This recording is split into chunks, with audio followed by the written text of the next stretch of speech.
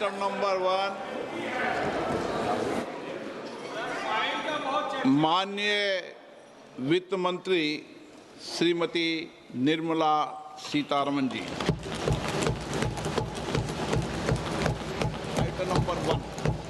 Item number 1.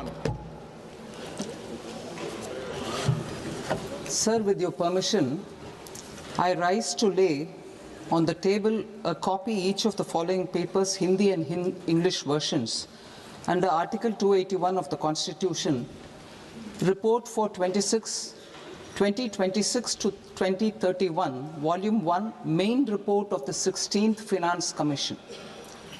2. Report for 2026-2031, Volume 2, Annexures of the 16th Finance Commission. Number 3, explanatory memorandum as to the action taken on the recommendations contained in the above report. Item number 2, माननीय वित्त मंत्री निर्मला सीतारमन जी।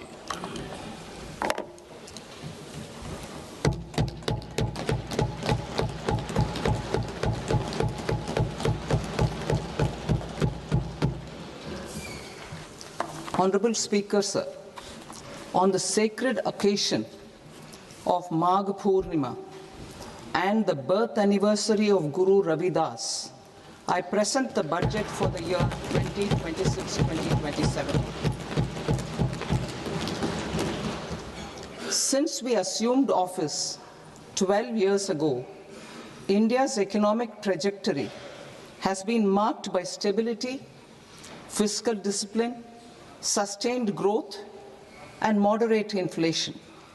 This is the result of conscious choices we have made, even in times heightened uncertainty and disruption.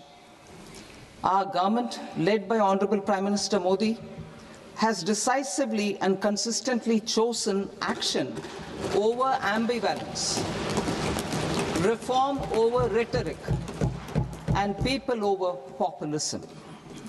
We have pursued far-reaching structural reforms, fiscal prudence and monetary stability, whilst maintaining a strong thrust on public investment. Keeping Atmanirbharta as a lodestar, we have built domestic manufacturing capacity, energy security, and reduced critical import dependencies. Simultaneously, we have ensured that citizens benefit from every action of the government, undertaking reforms to support employment generation, agricultural productivity, household purchasing power, and universal services to people. These measures have delivered a high growth rate of around 7% and helped us make substantial strides in poverty reduction and improvement in the lives of our people. Today, we face an external environment in which trade and multilateralism are imperiled and access to resources and supply chains are disrupted. New technologies are transforming production systems while sharply increasing demands on water, energy, and critical minerals. India will continue to take confident steps towards Vikasit Bharat, balancing ambition with inclusion. As a growing economy with expanding trade and capital needs, India must also remain deeply integrated with global markets, exporting more and attracting stable long-term investment. As I begin Part A, I want to express my gratitude to the people for standing firmly with us as we forge our way together towards becoming one of the largest economies of the world.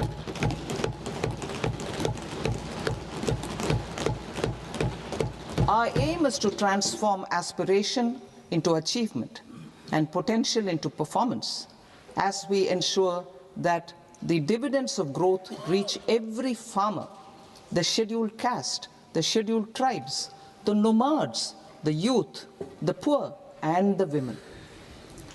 In Vikasit Bharat Young Leaders Dialogue 2026, several innovative ideas were shared with our Prime Minister, which have inspired many of the proposals, making this a unique Yuva Shakti-driven budget.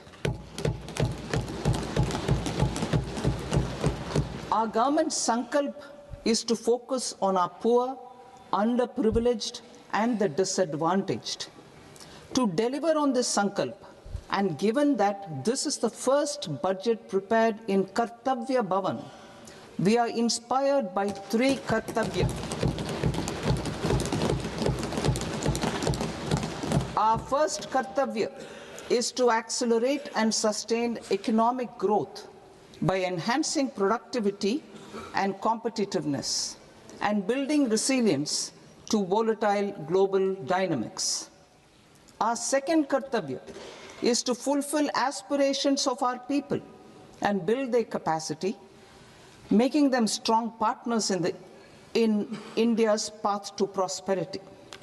Our third Kartavya, aligned with our vision of Sabka Saath, Sabka Vikas, is to ensure that every family, community, region, and sector has access to resources, amenities, and opportunities for meaningful participation. This threefold approach requires a supportive ecosystem. The first requirement is to sustain the momentum of structural reforms, continuous, adaptive, and forward-looking. Second, a robust and resilient financial sector is central to mobilizing savings, allocating capital efficiently, and managing risks. Third, cutting-edge technologies, including AI applications, can serve us as force multipliers for better governance. Reform Express. Our government has undertaken comprehensive reforms towards creating employment, boosting productivity, and accelerating growth. After the Prime Minister's announcement on Independence Day in 2025, over 350 reforms have been rolled out. This includes GST simplification, notification of labor codes, and rationalization of mandatory quality control orders. High-level committees have been formed, and in parallel, the central government is working with the state governments on deregulation and reducing compliance requirements. The Reform Express is well on its way and will maintain its momentum to help us fulfill our Kartavya. I now move to specific proposals. Under our first Kartavya, to accelerate and sustain economic growth, I propose interventions in 6 areas. 1. Scaling up manufacturing in 7 strategic and frontier sectors. 2. Rejuvenating legacy industrial sectors. 3. Creating champion MSMEs. 4. Delivering a powerful push for infrastructure. 5. Ensuring long-term security and stability. And 6. Developing city economic regions. Scaling up of manufacturing in 7 strategic and frontier sectors. Biopharma Shakti, meaning biopharma strategy for health advancement through knowledge, technology, and innovation. India's disease burden is observed to be shifting towards non-communicable diseases like diabetes, cancer, and autoimmune disorders. Biologic medicines are key to longevity and quality of life at affordable costs. To develop India as a global biopharma manufacturing hub,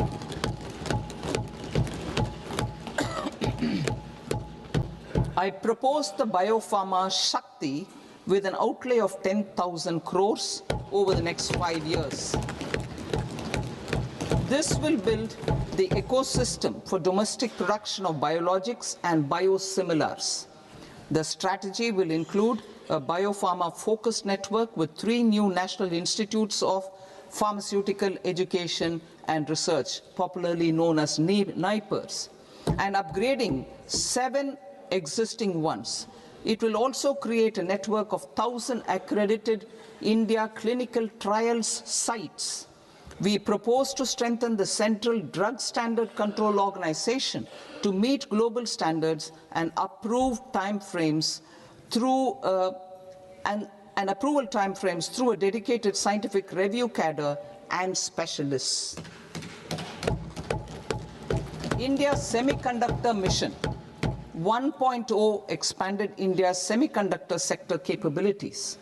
Building on this, we will launch ISM 2.0 to produce equipment and materials, design full-stack Indian IP, and fortify supply chains. We will also focus on industry-led research and training centers to develop technology and skilled workforce. The Electronics Components Manufacturing Scheme, launched in April 2025, with an outlay of 22,919 crores, already has investment commitments at double the targets. We propose to increase the outlay to 40,000 crores to capitalize on this momentum.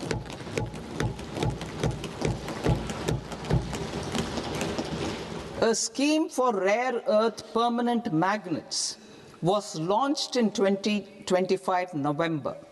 We now propose to support the mineral-rich states of Odisha, Kerala, Andhra Pradesh, and Tamil Nadu to establish dedicated rare earth corridors to promote mining, processing, research, and manufacturing. To enhance domestic chemical production and reduction import dependency and reduce import dependency, we will launch a scheme to support states in establishing 3 dedicated chemical parks through challenge route on a cluster-based plug-and-play model. Strong capital goods.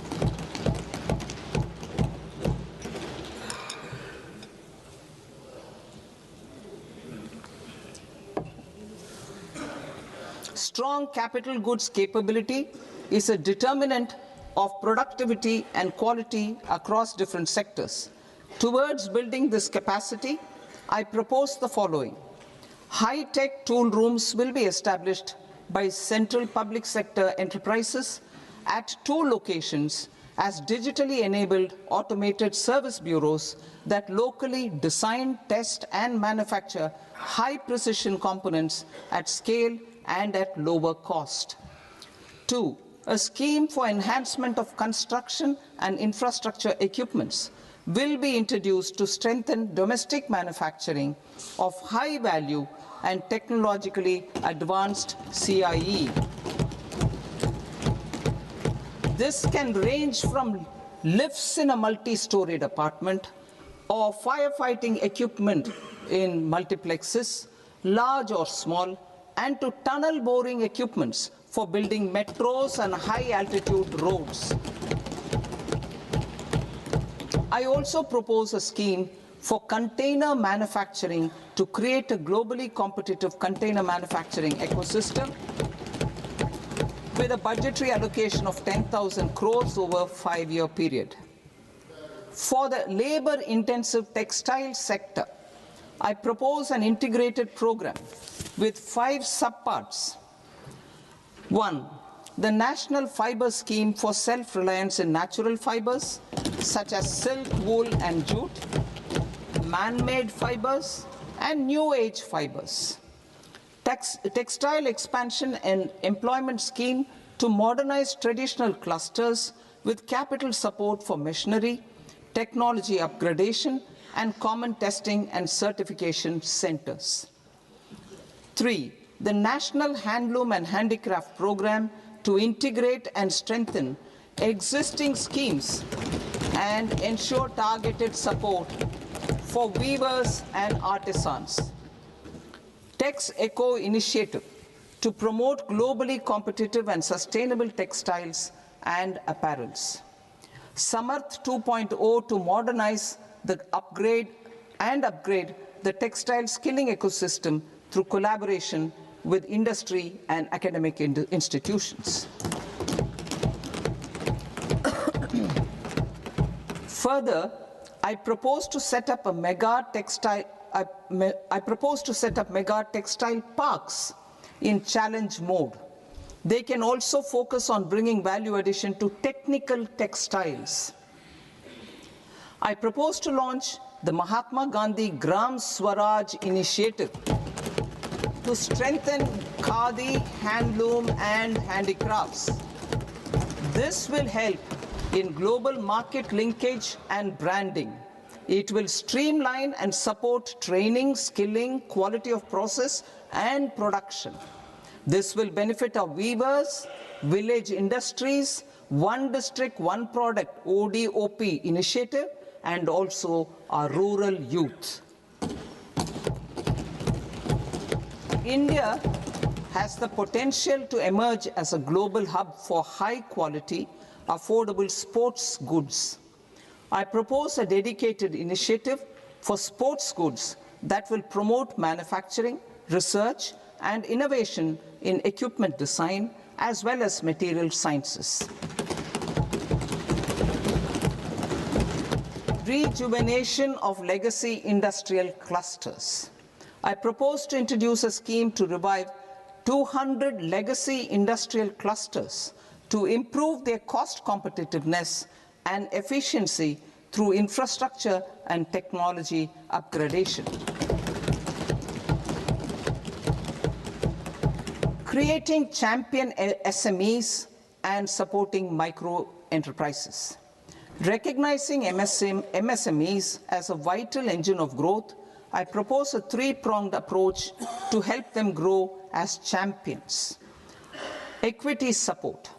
I propose to introduce a dedicated 10,000 crores SME growth fund to create future champions, incentivizing enterprises based on select criteria. I also propose to top up the Self-Reliant India Fund set up in 2021 with 2,000 crores to continue support to micro enterprises and maintain their access to risk capital. Liquidity support. With TREDS, more than 7 lakh crore has been made available to MSMEs. To leverage its full potential, I propose 4 measures. 1. Mandate TREDS as the transaction settlement platform for all purchases from MSMEs by CPSEs, serving as a benchmark for other corporates. 2.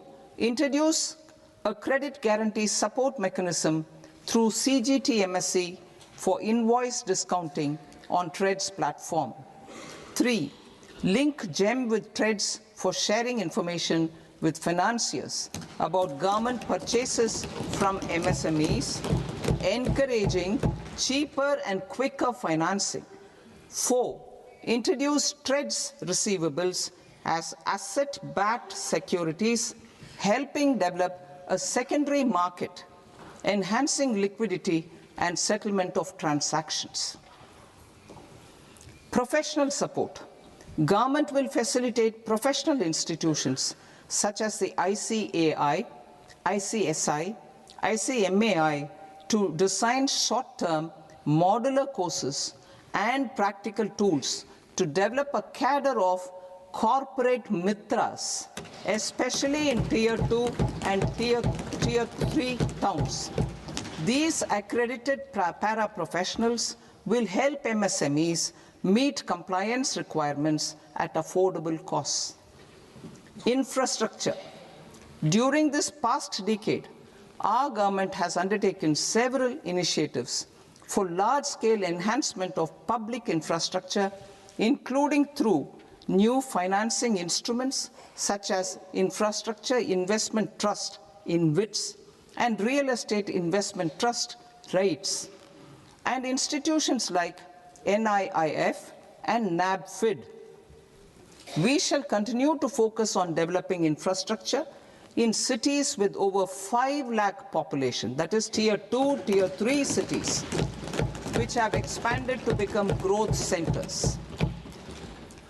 Public capital expenditure has increased manifold from 2 lakh crore in 2014-15 to an allocation of 11.2 lakh crore in BE 25-26. In this coming year, that is financial year 2026-27, I propose to increase it to 12.2 lakh crores to continue the momentum.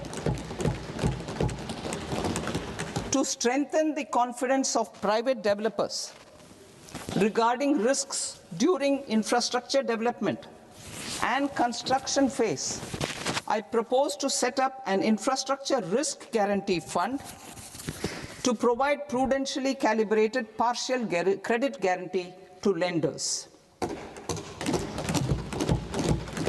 Over the years, RITES have emerged as a successful instrument for asset monetization. I propose to accelerate recycling of significant real estate assets of the CPSEs through the setting up of dedicated RITES. To promote environmentally sustainable movement of cargo, I propose to 1. Establish new dedicated freight corridors connecting Dankuni in the east to Surat in the west. Operationalize 20 new national waterways over the next 5 years, starting with National Waterways 5 in Orissa to connect mineral-rich areas of Talcher and Angul and industrial centers like Kalinga Nagar to the ports of Paradip and Dhamra. Training institutes will be set up as regional centers of excellence for development of required manpower for these waterways. This will benefit youth in the entire stretch of the waterways to train and acquire skills. Further, a ship repair ecosystem catering to inland waterways will also be set up at Varanasi and Patna. And C, launch a coastal cargo promotion scheme for incentivizing a modal shift from rail to road to increase the share of inland waterways and coastal shipping from 6% to 12% by 2047.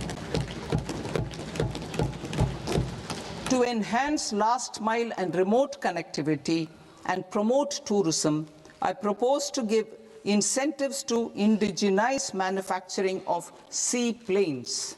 A seaplane VGF scheme will be also introduced to provide support for operations. Carbon capture, utilization and storage.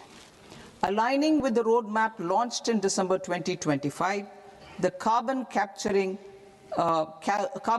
utilization and storage technologies at scale will achieve higher readiness and in end-use application across 5 industrial sectors, including power, steel, cement, refineries, and chemicals. An outlay of 20,000 crore is proposed over the next 5 years for this purpose. City economic regions. Cities are India's engines of growth, innovation, and opportunities. We shall now focus on Tier 2, Tier 3 cities, and even temple towns, which need modern infrastructure and basic amenities. This budget aims to further amplify the potential of cities to deliver the economic power of agglomerations by mapping city economic regions based on their specific growth drivers. An allocation of 5,000 crore per CER over 5 years is proposed for implementing their plans through a challenge mode with a reform-cum-result-based financing mechanism. In order to promote environmentally sustainable passenger systems, we will develop 7 high-speed rail corridors between cities as growth connectors, namely Mumbai to Pune, Pune to Hyderabad, Hyderabad to Bengaluru, Hyderabad to Chennai, Chennai to Bengaluru, Delhi to Varanasi, Varanasi to Siliguri.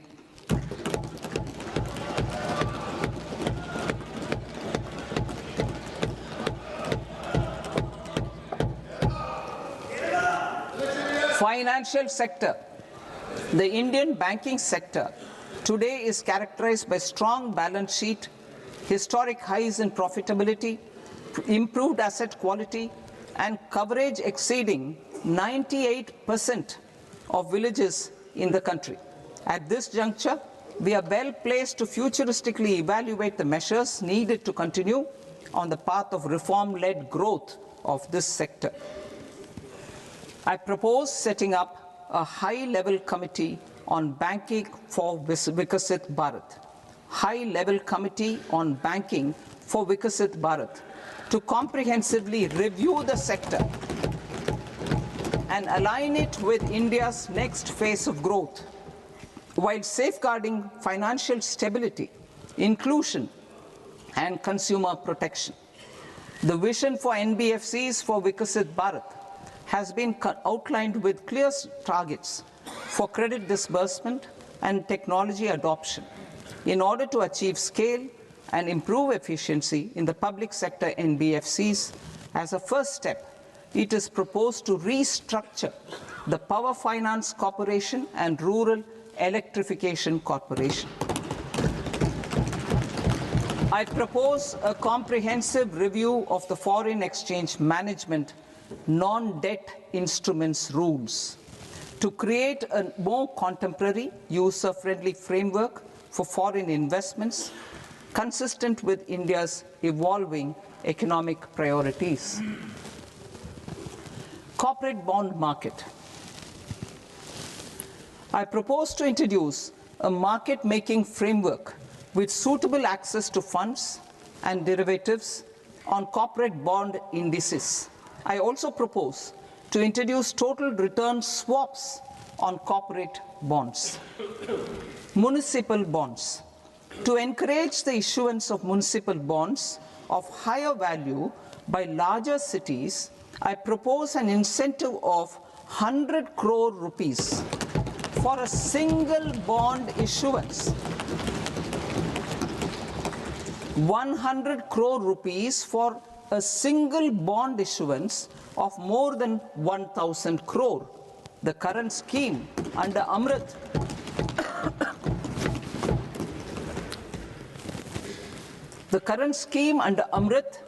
which incentivizes issuances up to 200 crores only, will also continue to support smaller and medium towns. That will also continue to support the smaller and medium towns. Ease of doing business. Individual persons resident outside India, PROI, will be permitted to invest in equity instruments of listed Indian companies through the portfolio investment scheme. It is also proposed to increase the investment limit for an individual PROI under the scheme from 5% to 10%, with an overall investment limit for all individual PROIs to 24% from the current 10%. Emerging technologies including AI. 21st century is technology driven. Adoption of technology is for the benefit of all people. Farmers in the field, women in STEM, youth keen to upskill, and Divyangjan to access newer opportunities. The government has taken several steps to support new technologies through AI Mission, National Quantum Mission, Anusandhan National Research Fund, and Research and Development and Innovation Fund. Our second kartavya is to fulfill aspirations and build capacities. Close to 25 crore individuals have come out of multi-dimensional poverty through a decade of our government's sustained and reform-oriented efforts.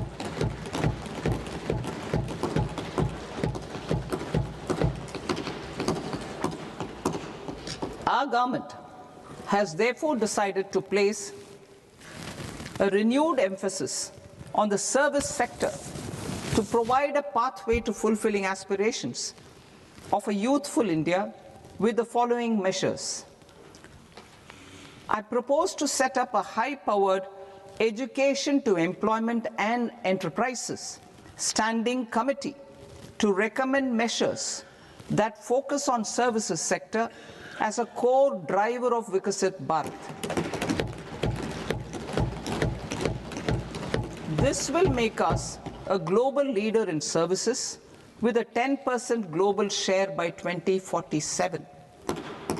The committee will prioritize areas to optimize the potential for growth, employment, and exports. They will also assess the impact of emerging technologies, including AI, on jobs and skill requirements and propose measures thereof. To create a range of skilled career pathways, a new range of skilled career pathways for our youth, I propose interventions in the following sectors. Health. Existing institutions for allied health professionals will be upgraded and new AHP institutions established in private and government sectors. This will cover 10 selected disciplines, including optometry, radiology, anesthesia, OT technology, applied psychology and behavioral health, and add 1 lakh AHPs over the next 5 years. A strong care system covering geriatric and allied care services will be built.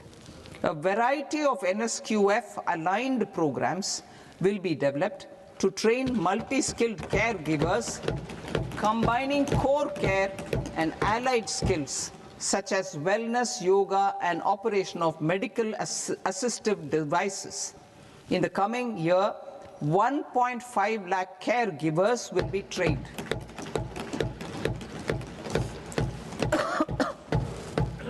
Hubs for medical value tourism. To promote India as a hub for medical tourism services, I propose to launch a scheme to support states in establishing 5 regional medical hubs in partnership with the private sector. These hubs will serve as integrated healthcare complexes that combine medical, educational, and research facilities. They will have Ayush centers, medical value tourism facilitation centers, and infrastructure for diagnostics, post-care, and rehabilitation. These hubs will provide diverse opportunities, job opportunities for health professionals, including doctors and AHPs. Ancient Indian yoga, already respected in several parts of the world, was given a mass global recognition when Honorable Prime Minister took it to the UN. Post-COVID, Ayurveda gained a similar global acceptance and recognition. Exporting quality Ayurveda products helps farmers who grow the herbs and youth who process the products. To meet growing global demand, a few more steps are being taken. I propose to 1. Set up 3 new All India Institutes of Ayurveda. 2. Upgrade Ayush pharmacies and drug testing labs for higher standards of certification ecosystem and make available more skilled personnel. 3.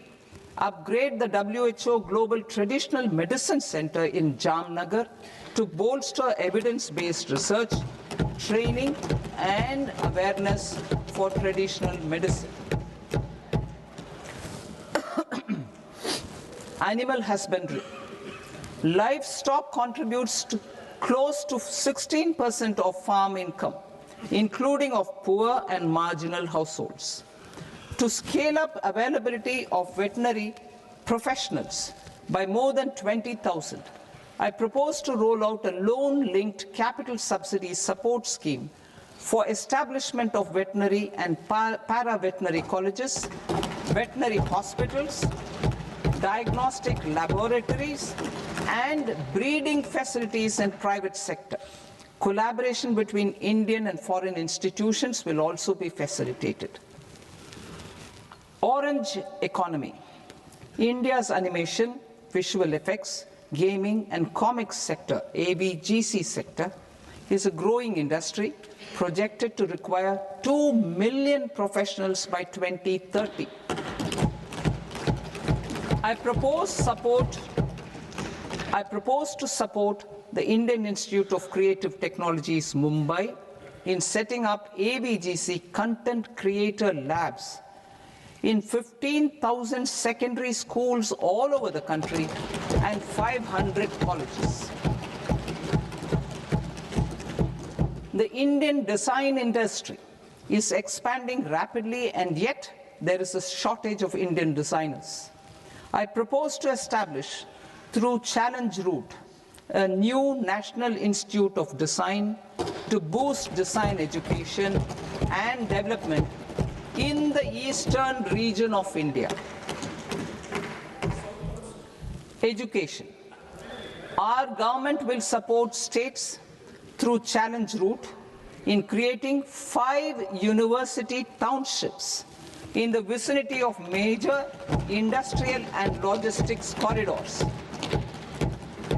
These planned academic zones will host multiple universities, colleges, and research institutions, skill centers, and residential complexes.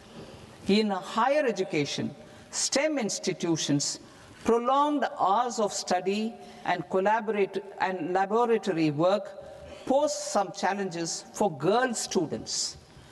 Through VGF, viability gap funding and capital support, one girls' hostel will be established in every district.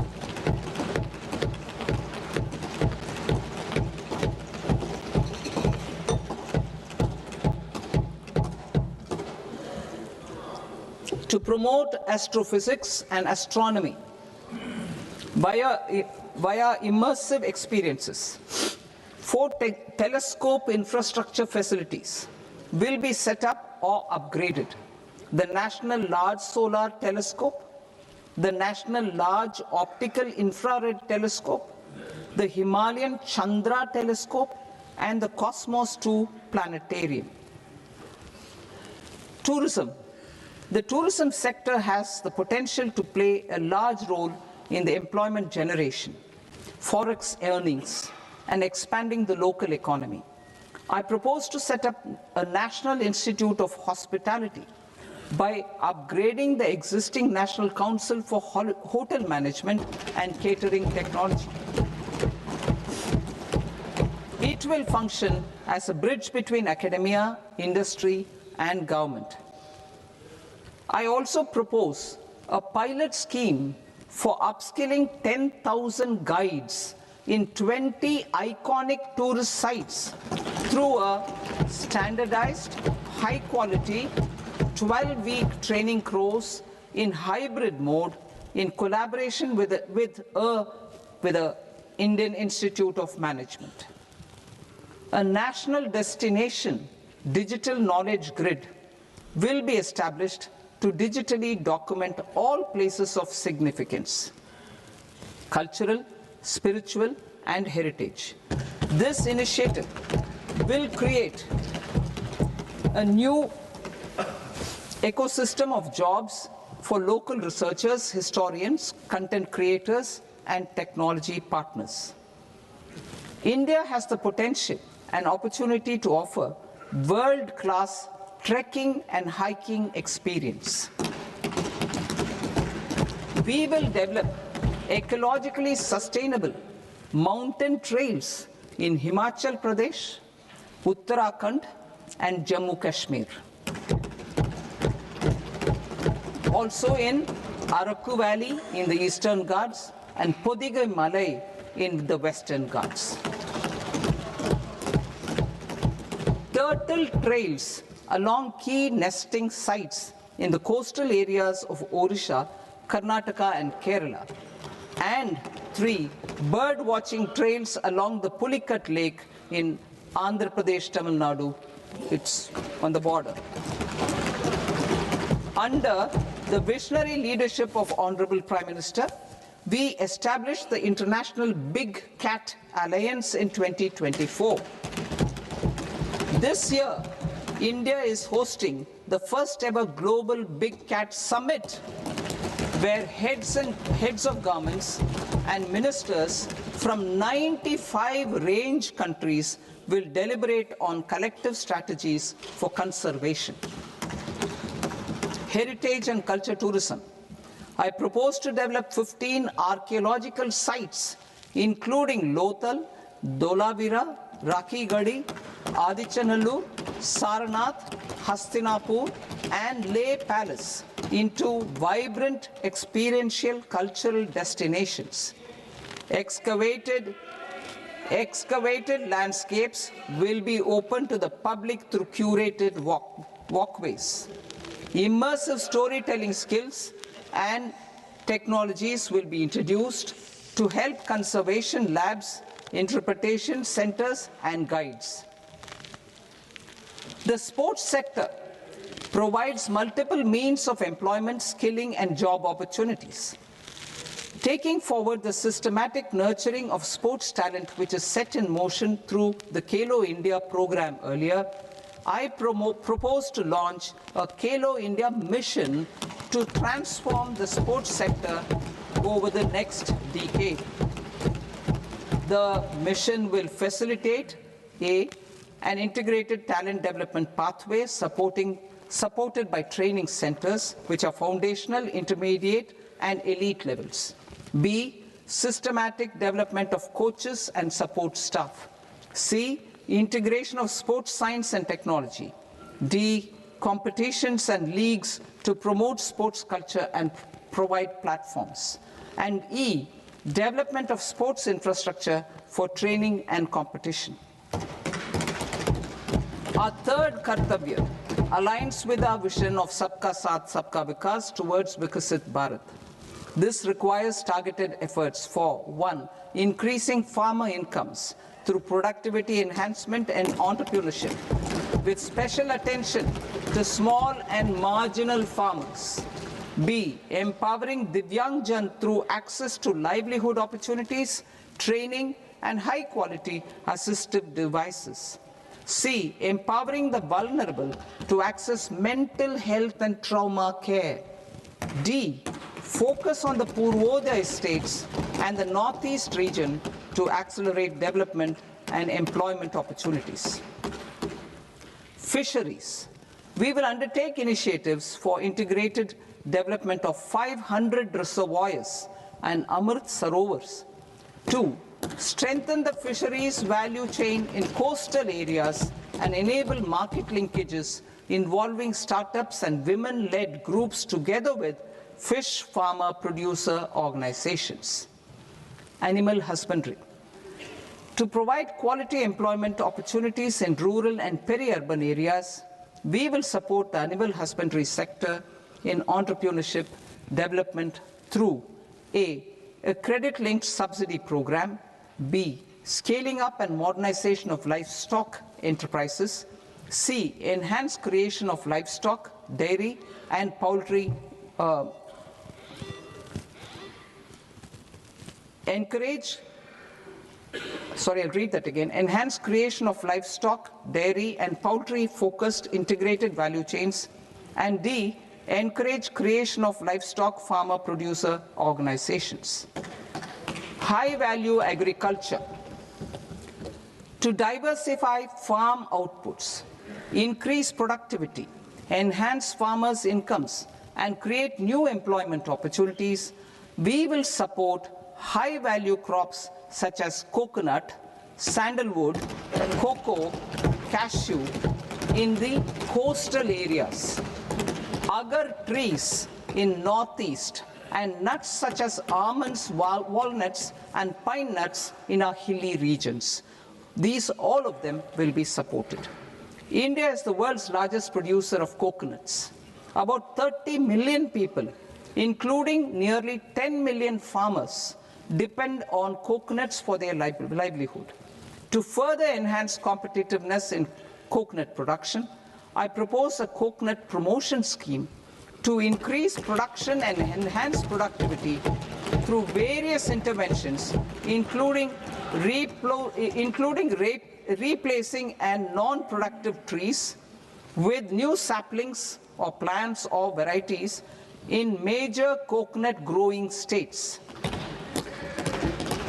A dedicated program is proposed for Indian cashew and cocoa to make India self-reliant in raw cashew and coconut production and processing, enhance export competitiveness, and transform Indian cashew and Indian cocoa into premium global brands by 2030. Sandalwood. Sandalwood is closely linked to India's social and cultural heritage. Our government will partner with state governments to promote focused cultivation and post-harvest processing to restore the glory of the Indian sandalwood ecosystem, to rejuvenate old, low-yielding orchards, and expand high-density cultivation of walnuts, almonds, and pine nuts. We will support a dedicated program to enhance farmer incomes and in bringing value addition by engaging youth. Bharat Vistar, that is virtually integrated system to access agricultural resources. I propose to launch Bharat Vistar, a multilingual AI tool that shall integrate the AgriStack portals and the ICAR package on agricultural practices with AI systems. This will enhance farm productivity, enable better decisions for farmers, and reduce risk by providing customized advisory support. She Marts for rural women-led enterprises.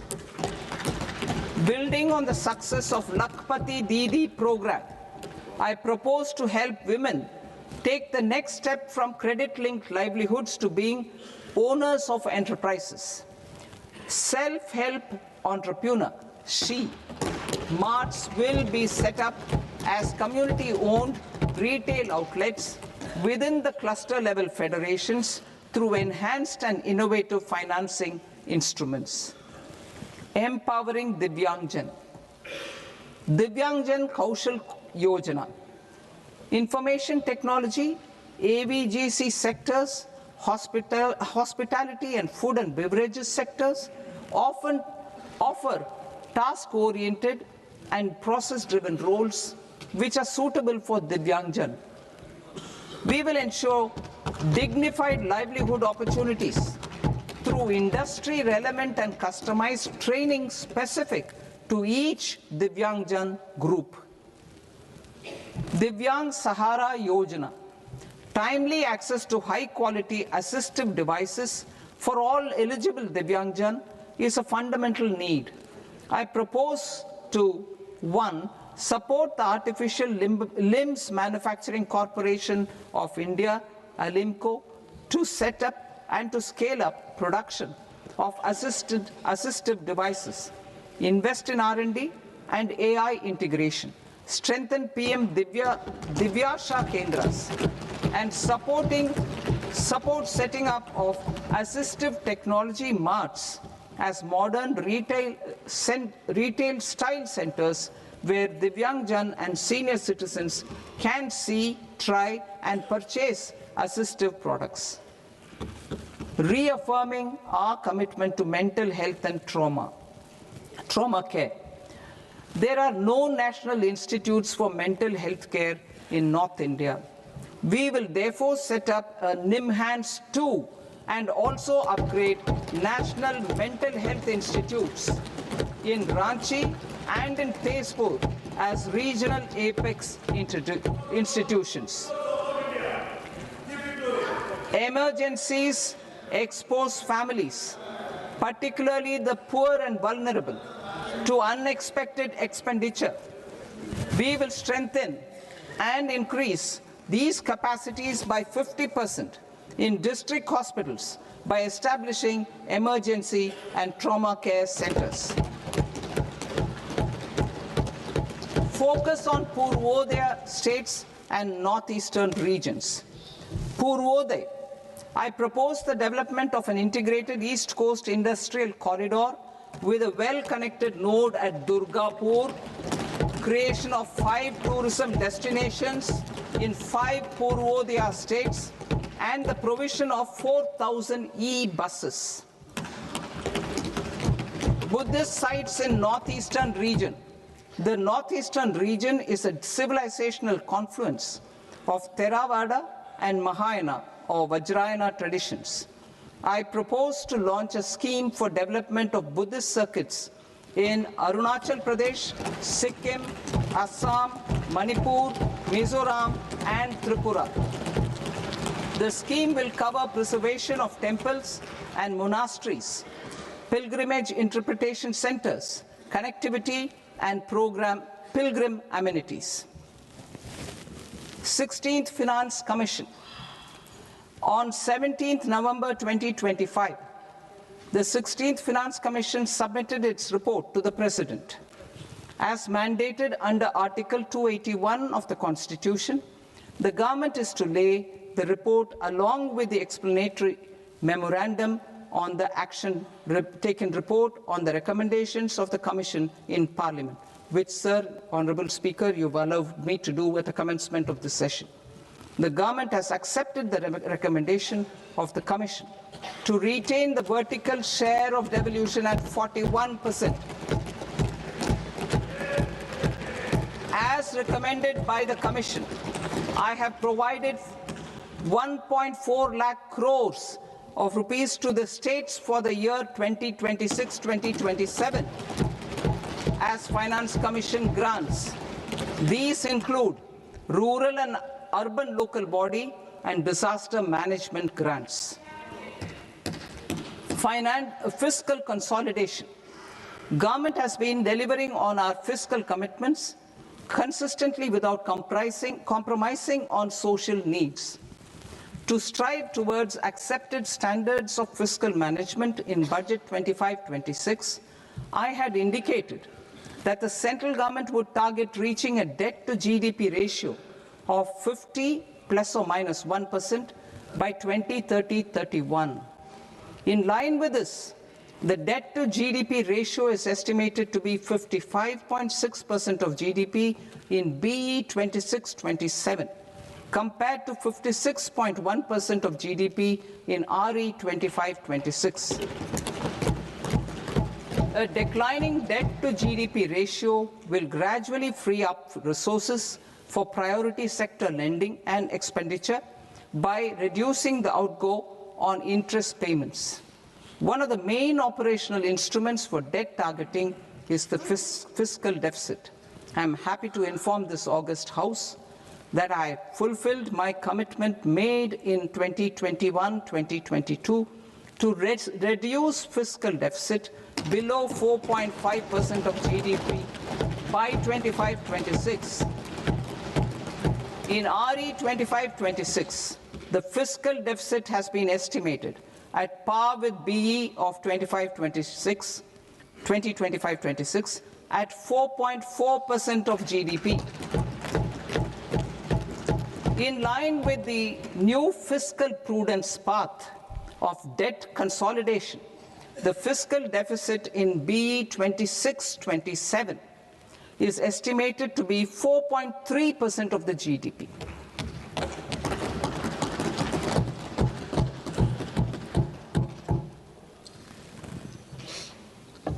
The revised estimates of the non-debt receipts are 34 lakh crore rupees, of which the centre's net tax receipts are 26.7 lakh crore.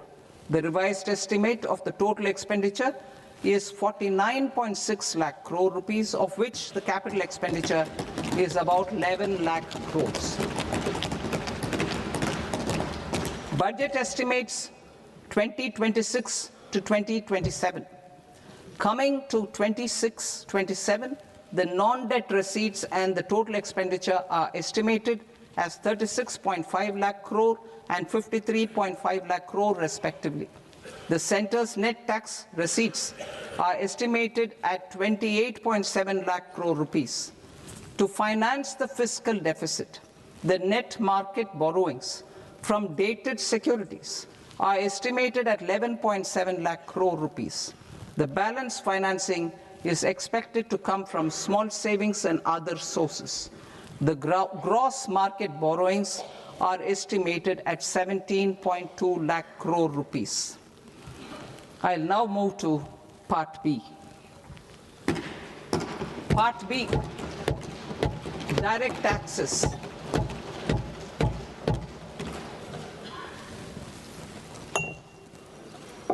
Honorable Speaker, sir, I now present my proposals on direct taxes. New Income Tax Act.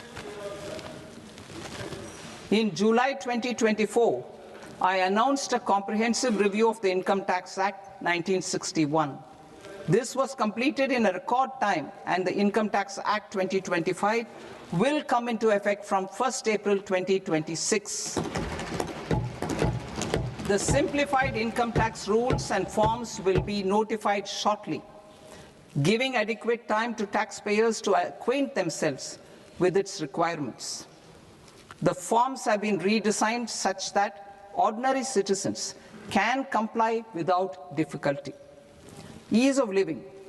I propose that any interest awarded by the Motor Accident Claims Tribunal to a natural person will be exempt from income tax, and any TDS on this account will be done away with. I propose to reduce TCS rate on the sale of overseas tour program package from the current 5% and 20% to 2% without any stipulation of amount.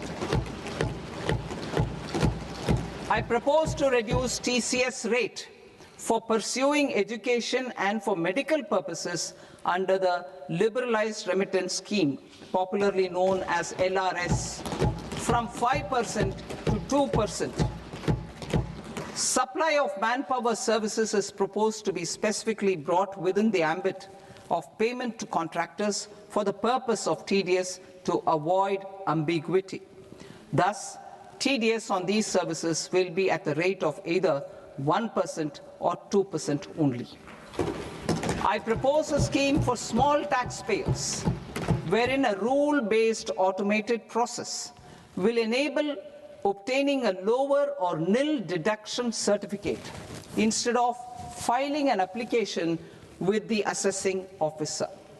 For the ease of taxpayer holding securities in multiple companies, I propose to enable depositories to accept Form 15G or Form 15H from the investor and provide it directly to various relevant companies.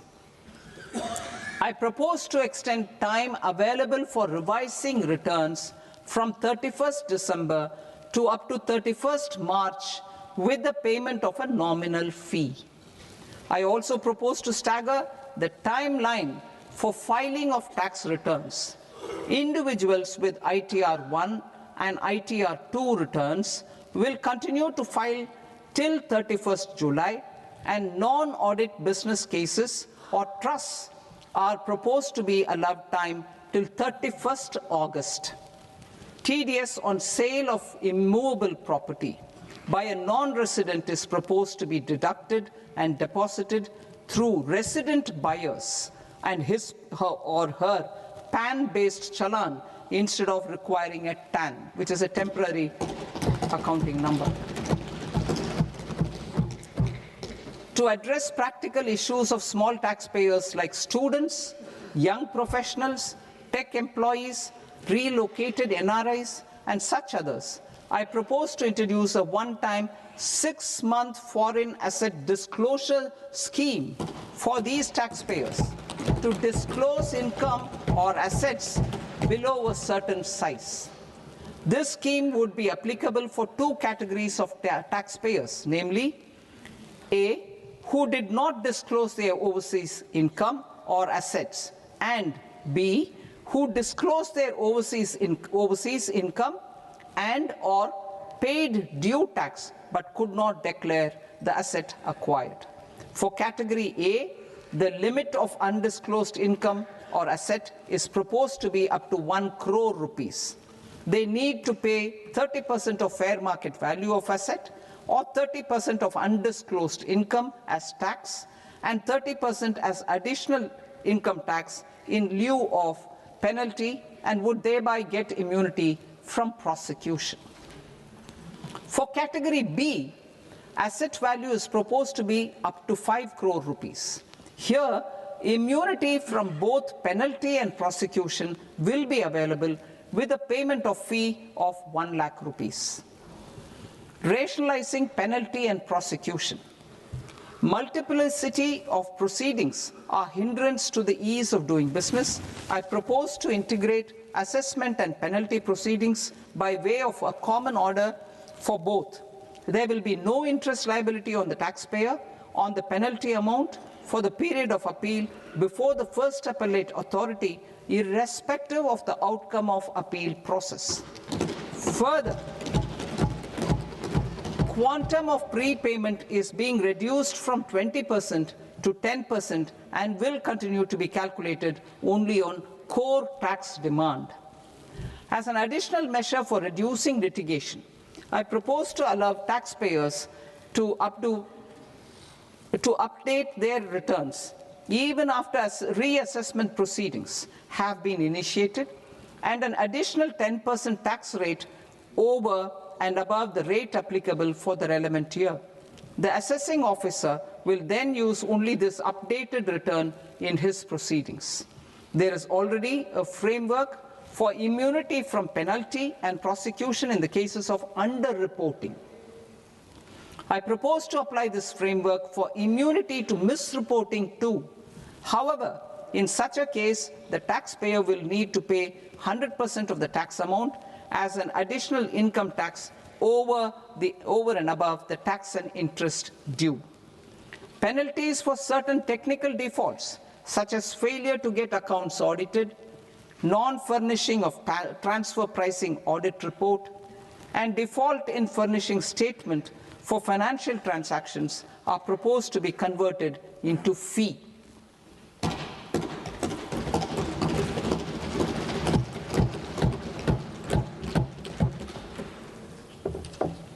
I propose to rationalize prosecution framework under Income Tax Act while maintaining a careful balance for deterrence in some serious offense. Non-production of books of account and documents and requirement of TDS payment where payment is made in kind are being decriminalized. Further, minor offenses will attract fine only. The remaining prosecutions will be graded commensurate with the quantum of offense.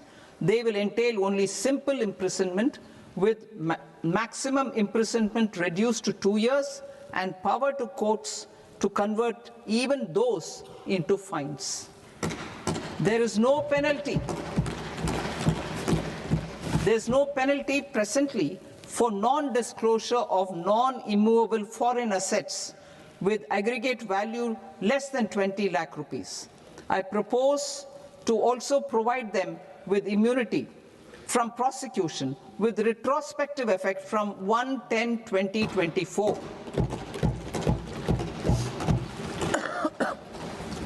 Cooperatives.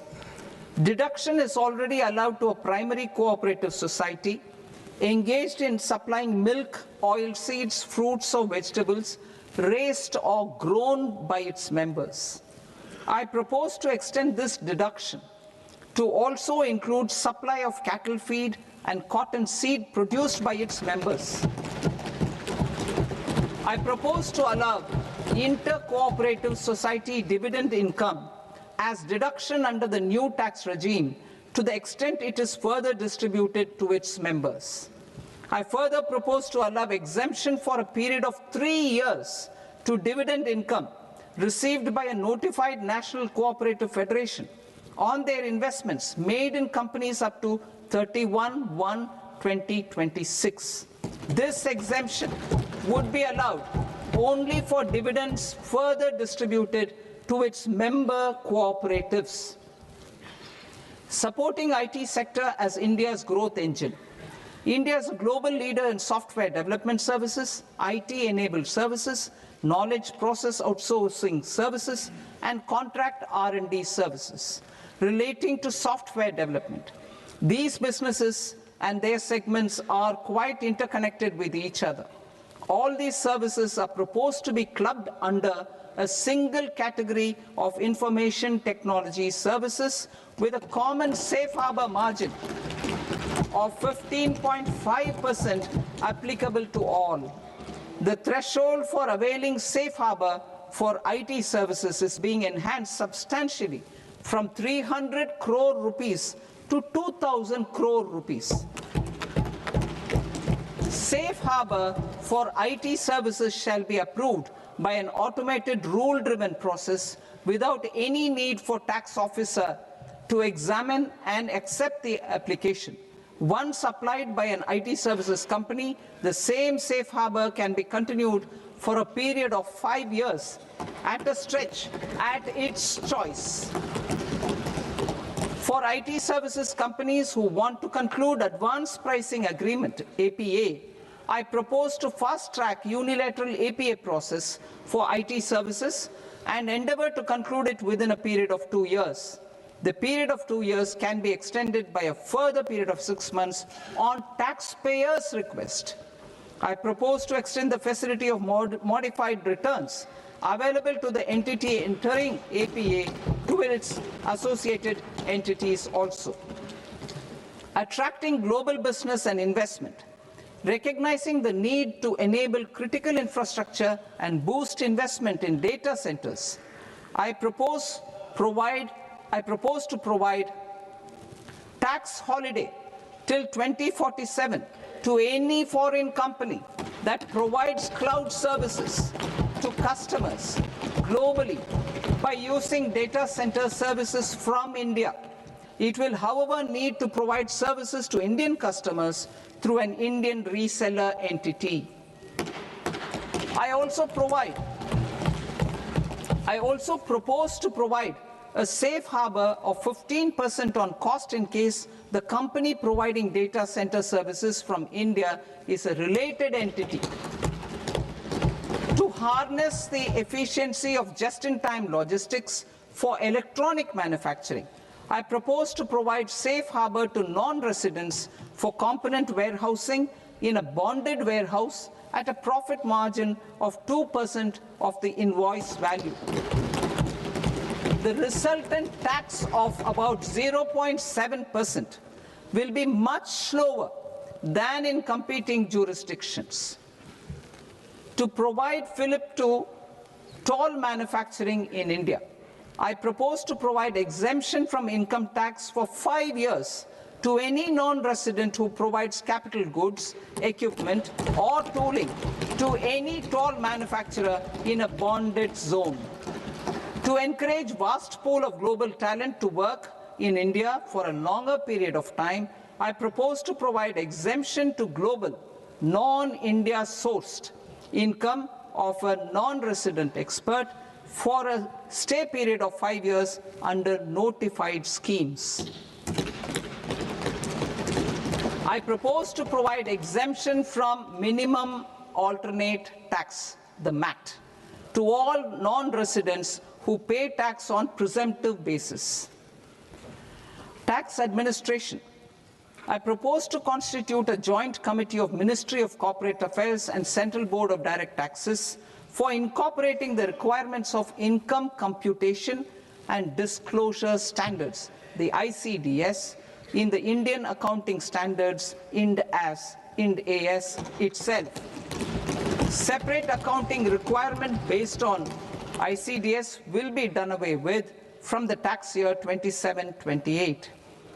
To support Prime Minister Modi's vision of homegrown accounting and advisory firms to become global leaders, I propose to rationalize the definition of accountant for the purposes of safe harbor rules. Other tax proposals. Change in taxation of buyback was brought in to address the improper use of buyback route by promoters.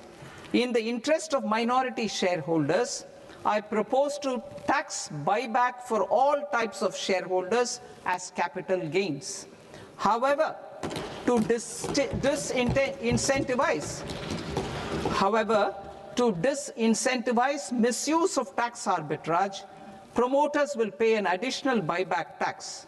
This will make effective tax 22% for corporate promoters. For non-corporate promoters, the effective tax will be 30%. TCS rate for sellers of specific goods, namely alcoholic liquor, scrap, and minerals, will be rationalized to 2%, and that on tendu leaves will be reduced from 5% to 2%. I propose to raise the STT on futures to 0.05% from the present 0.02%. STT on options premium and exercise of options are both proposed to be raised to 0.15% from the present rate of 0.1% and 0.125% respectively. We reformed the taxation landscape for corporates in 2019 by providing them a simplified regime with lower tax rate so that they could productively focus on business rather than on claim of deductions and exemptions. To encourage companies to shift to the new regime, set off of brought forward MAT credit, minimum alternate tax credit, is proposed to be allowed to companies only in the new regime. Set off using available MAT credit is proposed to be allowed to an extent of 1/4 of the tax liability in the new regime. MAT is proposed to be made final tax, so there will be no further credit accumulation from 1st April 2026. In line with this change, the rate of final tax is being reduced to 14% from the current MAT rate of 15%.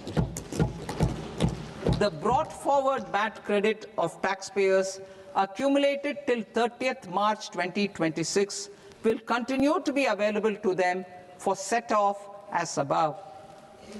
Indirect taxes. I shall now take up proposals related to indirect taxes.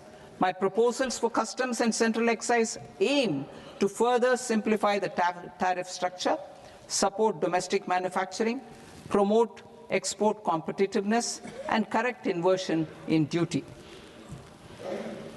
To continue weeding out long-continuing customs duty exemptions, I propose to remove certain exemptions on items which are being manufactured in India or where the imports are negligible.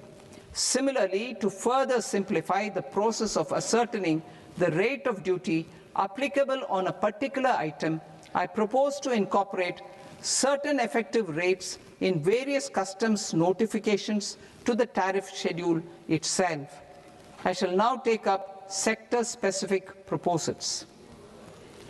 Promotion of exports of marine, leather, and textile products. I propose to increase the limit for duty-free imports of specified inputs used for processing seafoods for export from the current 1% to 3% of FOB value of the previous year's export turnover. I also propose to allow duty-free imports of specified inputs, which is currently available for exports of leather or synthetic footwear, to exports of shoe uppers as well. I propose to extend the time period for export of final product from the existing 6 months to 1 year for exporters of leather or textile garments, leather or synthetic footwear, and other leather products. energy transition and security. I propose to extend the basic customs duty exemption given to capital goods used for manufacturing lithium-ion cells for batteries to those used for manufacturing lithium-ion cells for battery energy storage systems also. I propose to exempt basic customs duty on import of sodium antimonate for use in manufacture of solar glass. Nuclear power. I propose to extend the existing basic customs duty exemption on imports of goods required for nuclear power projects till the year 2035 and expand it for all nuclear plants irrespective of their capacity. Critical minerals. It is proposed to provide basic customs duty exemption to the import of capital goods required for the processing of critical minerals in India. Biogas blended CNG. I propose to exclude the entire value of biogas while calculating the central excise duty payable on biogas blended CNG. Civil and defense aviation. I propose to exempt basic customs duty on components and parts required for the manufacture of civilian training and other aircrafts. It is proposed to exempt basic customs duty on raw materials imported for the manufacture of parts of aircraft to be used in maintenance, repair, or overall requirements by units in the defense sector. Electronics. To deepen value addition in the consumer electronics sector, I propose to exempt basic customs duty on specified parts used in the manufacture of microwave ovens. Special economic zone. To address the concerns arising about utilization of capacity by manufacturing units in the special economic zones due to global trade disruptions, I propose as a special one-time measure to facilitate sales by eligible manufacturing units in SEZs to the domestic tariff area at concessional rates of duty. The quantity of such sales will be limited to a prescribed proportion of their exports. Necessary regulatory changes will be undertaken to operationalize the measures while ensuring level playing field for the units working in the DTA. Ease of living. To rationalize the customs duty structure for goods imported for personal use, I propose to reduce the tariff rate on all dutiable goods imported for personal use from 20% to 10%. To provide relief to patients, particularly those suffering from cancer, I propose to exempt basic customs duty on 17 drugs or medicines. I propose also to add 7 more rare diseases for the purposes of exempting import duties on personal imports of drugs, medicines, and food for special medical purposes used in their treatment. Customs process. India's role and share in the global trade is poised for a major leap in line with our ambition and journey towards Vikasit Bharat. In this regard, I propose many measures for custom processes to have minimal intervention for smoother and faster movement of goods and greater certainty to the trade. Trust-based systems. I propose to enhance duty deferral period for Tier 2 and Tier 3 authorized economic operators, known as AEOs, from 15 days to 30 days. I propose to provide eligible manufacturer importers the same duty deferral facility. This should encourage them to get themselves accredited as a full-fledged Tier 3 AEO in due course. To provide greater certainty and for better business planning, I propose to extend validity period of advance ruling binding on customs from the present 3 years to 5 years. In the spirit of the whole of government approach,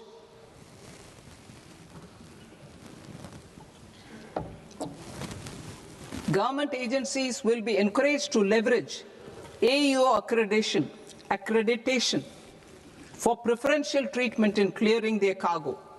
Regular importers with trusted long-standing supply chains will be recognized in the risk system so that the need for verification of their cargo every time can be minimized. Export cargo using electronic sealing. Export cargo using electronic sealing will be provided through clearance from the factory premises to the ship. For import of goods not needing any compliance, filing of bill of entry by a trusted importer and arrival of goods will automatically notify customs for completing their clearance formalities. This will enable goods to be released immediately on arrival. The customs warehouse framework will be transformed into a warehouse operator-centric system with a self-declarations, electronic tracking, and risk-based audit. These reforms will move away from the current system of officer-dependent approvals and reduce transaction delays and compliance costs. Ease of doing business. Approvals required for cargo clearance from various government agencies will be seamlessly processed through a single and interconnected digital window by the end of the financial year. Processes involved in clearance of food, drugs, plant, and animal and wildlife products, accounting for about 70% of interdicted cargo, will be operationalized on this system by April 2026 itself. For goods not having any compliance requirement, clearance will be done by customs immediately after online registration is completed by the importer, subject to the payment of duty. Customs integrated system will be rolled out in 2 years as a single integrated and scalable platform for all customs processes. Utilization of non-intrusive scanning with advanced imaging and AI technology for risk assessment will be expanded in a phased manner with the objective to scan every container across all the major ports. New export opportunities to support Indian fishermen to fully harness the economic value of marine resources beyond our territorial waters. The following measures will be taken. A. Fish catch by an Indian fishing vessel in exclusive economic zone or on the high seas will be made free of duty. Landing of such fish on foreign port will be treated as export of goods. Safeguards will be put in place to prevent misuse during fish catch, transit, or transshipment. To support aspirations of India's small businesses, artisans, and startups to access global markets through e-commerce, I am pleased to announce complete removal of the current value cap of 10 lakh rupees per consignment on courier exports. In addition, handling of rejected and returned consignments will be improved with effective use of technology for identifying such consignments. I propose to revise provisions governing baggage clearance during international travel to address genuine concerns of passengers. The revised rules will enhance duty-free allowances in line with the present-day travel realities and provide clarity in temporary carriage of goods brought in or taken out. There are honest taxpayers who are willing to settle disputes by paying all their dues, but they get deterred due to negative connotation associated with penalty. They will now be able to close cases by paying an additional amount in lieu of penalty. Honorable Speaker, sir, with this, I commend the budget to this august House. Jai Hind.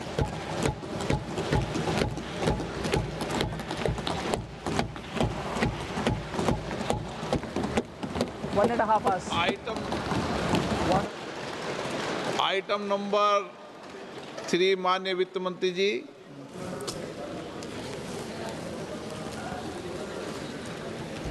Item number 2, sir. 3। 3. Sir, with your permission, I rise to lay on the table of the the following statements under Section 3, 1 of the Fiscal Responsibility and Budget Management Act of 2003, medium-term fiscal policy cum fiscal policy strategy statement, and macroeconomic framework statement. Item number 4 माननीय वित्त मंत्री जी। Sir, with your permission, I move for leave to introduce the Finance Bill 2026. प्रश्न ये कि विधेयक को पुनर्स्थापित करने की अनुमति प्रदान की जाए। जो सदस्य इस पक्ष में हाँ गए, जो सदस्य विरोध में ना गए, मेरे विचार में निर्णय हाँ वालों के पक्ष में, हाँ वालों के पक्ष में अनुमति प्रदान की जाती है। माननीय मंत्री जी, अब विधेयक पुनर्स्थापित करें। Sir, I introduce the bill. माननीय सदस्यगण, आपको सूचित किया जाता है कि माननीय वित्त मंत्री जी के बजट भाषण की कॉपी पब्लिकेशन काउंटर पर ली जाती है। बजट भाषण और बजट से संबंधित दस्तावेज आपके मोबाइल फोन और मेंबर पोर्टल्स पर ही उपलब्ध है। सभा की कार्रवाई कल सोमवार दिनांक 2 फरवरी 2026 को प्राप्त 11 बजे तक के लिए स्थगित की जाती है।